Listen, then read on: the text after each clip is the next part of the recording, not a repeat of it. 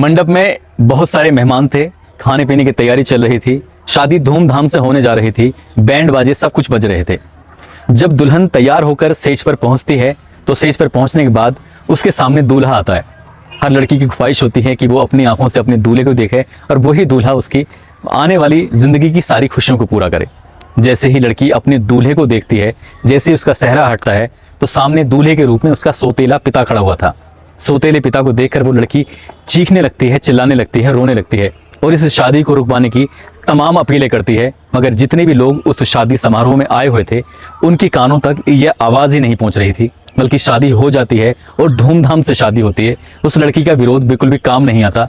लेकिन इस बात को जब सोशल मीडिया के माध्यम से, इलेक्ट्रॉनिक मीडिया के माध्यम से या प्रिंट मीडिया के माध्यम से सर्व समाज तक पहुंचती है, तब लोगों की आंखें खुलती हैं कि एक ऐसा भी समाज है इस दुनिया के अंदर जहां पर बेटी की शादी बाप से कर दी जाती है। तो लोग इस बात को सुनकर थू थू करने पर विवश हो जाते हैं, मजबूर हो जाते हैं।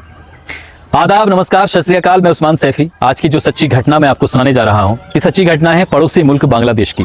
बांग्लादेश का एक इलाका है सुदूर, वहां पर पहाड़ियां हैं जहां पर मंडी जनजाति समुदाय के लोग रहते हैं। एक लड़की जिसकी उम्र अभी लगभग 3 साल के आसपास है। घर में वो अकेली है, उसकी माँ है और उसके पिता हैं। पिता आज किसी काम से बाजार गए हुए थे, मगर बाजार से खबर आती है कि उनका रोड में एक्सीडेंट हो चुका है। माँ बेटी दौड़ते हुए अपनी माँ के साथ वो जब जाती है हॉस्पिटल तो पापा को अपनी आंखों के सामने सिसकियां लेते हुए देखती है और कुछ ही देर बाद पता चलता है कि उसके पिता की मौत हो चुकी है। रीति रिवाज के हिसाब से उनका अंतिम संस्कार कर दिया जाता है और जब वक्त थोड़ा सा आगे बढ़ता है तभी समाज के लोग उस लड़की की माँ की शादी करा देते हैं। शादी होती है नाटेन नाम के एक व्यक्ति से और वो व्यक्ति इस 3 साल की बच्ची को भी अपनाता है और उसे अपनी बच्ची की तरह, बेटी की तरह बेइंतहा प्यार करता था। उसकी हर छोटी बड़ी खुशियों का ख्याल रखता था। बेटी भी जब धीरे धीरे बड़ी होती है और जब उसकी उम्र 15 या 16 साल के आसपास होती है तब उस बेटी के लिए रिश्तों की तलाश शुरू हो जाती है। रिश्ते ढूंढे जाने लगते हैं और वाकादा उसकी शादी के लिए सब कुछ जो एक बाप कर सकता है अपनी तरह से वो करने की कोशिश की जा रही थी और शादी का दिन पूरी तरह से मुकर्रर कर दिया जाता है।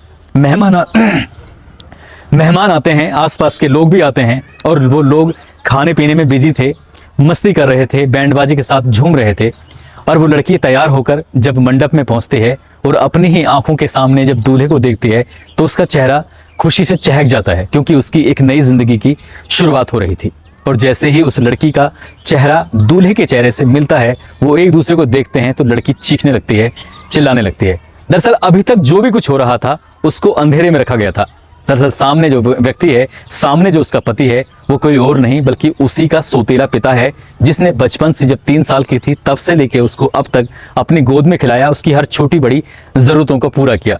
लड़की रोने लगती है, अपने ही पिता से कहती है कि ऐसा तुम क्यों मेरे साथ कर रहे हो, ऐसा क्यों कर रहे हो, मुझसे क्यों शादी कर रहे हो। जब विरोध करती है तो बारात के लोग भी शांत हो जाते हैं, बैंड बाजे बजने भी बिल्कुल शांत हो जाते हैं। तो तब लोग उस लड़की को समझाने की कोशिश करते हैं और कहते हैं कि मंडी जनजाति समुदाय के अंदर ऐसा ही होता है, जब कोई महिला विधवा हो जाती है और उसकी जो बेटी होती है तो बेटी की शादी भी उसी के पति से करनी पड़ती है, यानी कि सौतेले पिता से करनी पड़ती है। और तुम्हारे साथ जो हो रहा है ये कोई नया नहीं है, ये सदियों से आ रही एक प्रथा है, इस प्रथा को तुम्हें मानना ही होगा। वो लड़की पूछती है कि ऐसा क्यों कर रहे हैं, कि शादी तो किसी दूसरी जगह भी हो सकती है। तब उस लड़की को पहली बार पता चलता है कि जब वो 3 साल की थी, उसके माँ की जब शादी होती है तभी उसकी शादी उसके पिता से तय कर दी जाती है।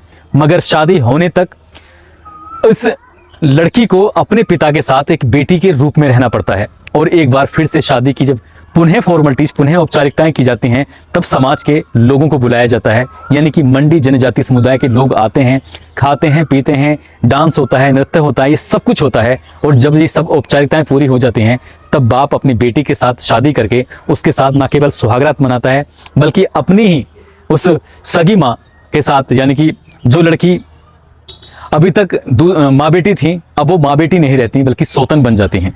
फिर वो उसी पति का बंटवारा करती हैं, कभी माँ जाती है उसके पास तो कभी बेटी जाती है। ऐसे ही उस लड़की ओरोला के साथ हो रहा था। जब लगातार ऐसा होता है, उस लड़की ने शादी से लेकर बाद तक भी काफी विरोध करने की कोशिश की, मगर उसके साथ ऐसा कुछ नहीं हुआ और उसकी शादी को मान्यता भी दी गई और वो अपने सौतेले पिता के साथ पत्नी के रूप में रहने भी लगी। मगर ये बात जब सोशल मीडिया पर, अखबारों में, टेलीविजन पर फैलती हैं, बांग्लादेश में इधर उधर जब चलती हैं, तो वहां की सरकार की आंखें खुलती हैं और सरकार इस प्रथा को, इस कुप्रथा को हमेशा हमेशा के लिए खत्म करने के प्रयास में जुट जाती है। इस ओरोला की मेहनत रंग ला रही है और बड़ी संख्या में जो ऐसा और लड़कियों के साथ ना हो, इसलिए सरकार भी ऐसे मामलों में कुछ कदम उठाने की कोशिश कर रही है। इंडिया में चाहे बात मणिपुर की हो या आसाम की हो, वहां पर गारो समुदाय के कुछ लोग रहते हैं, वो भी कहीं ना कहीं इसी तरह से ही बेटियों की शादी करते हैं सौतेले पिता के साथ। दोस्तों, वाकई ये प्रथा बहुत ही भयानक है, जिसको सुनने के बाद, जिसकी कल्पना करने मात्र से ही शरीर के अंदर सिरहन से पैदा हो जाती है। कोई भी लड़की जब उसकी शादी होती है तो उसके सपने होते हैं, जिस वो नए घर में जाए, उसकी बहुत सारी खुशियां, उसके बहुत सारे सपने, छोटी छोटी हो खुशियां या फिर बड़ी खुशियां हो, उनका वो उसकी जिंदगी में आने वाला शख्स उसका ख्याल रखे। लेकिन उस लड़की का क्या, जिस लड़की की शादी एक ऐसे शख्स से हो रही है जो शख्स उसे बचपन से अपनी बेटी की तरह पाल रहा था, जो शख्स उसको अपनी बच्ची की तरह मान रहा था, वही शख्स उसको अब पत्नी के रूप में माने, दुल्हन के रूप में माने, उसके साथ सुहागरात मनाए, उसकी माँ की जगह ले, तो वाकई हैरानी भी होगी, परेशानी भी होगी। ये प्रथा कहें या कुप्रथा कहें, भविष्य में कब तक चलेगी इसका कुछ पता नहीं। लेकिन इस कहानी को, इस घटना को सुनाने का उद्देश्य भी आप लोगों को जागरूक करना है। यदि आपके आसपास ऐसी कहीं कोई प्रथाएं हों तो उस पर अंकुश लगाने की कोशिश करें, सरकार से मांग करें, लोगों को सचेत करें, जागरूक करें। जो होता रहा होगा सदियों में, ऐसा होता होगा, लेकिन अब ऐसा होना नहीं चाहिए। ये बहुत ही गलत है। दोस्तों, अपना ख्याल रखें, सुरक्षित रहें। जय हिंद, जय भारत।